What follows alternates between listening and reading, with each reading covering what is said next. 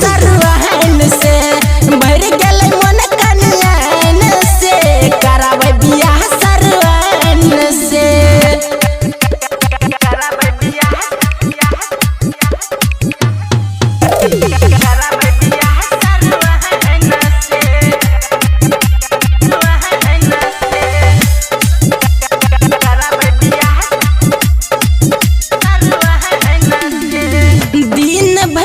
चार बेर करे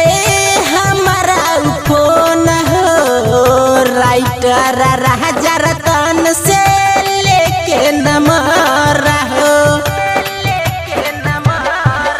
हाँ दिन भर में चार बेर हमारा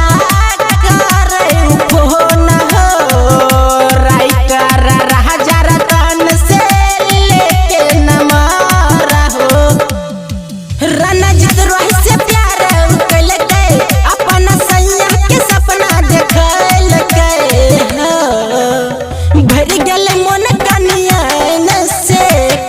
बियाह सरवहन से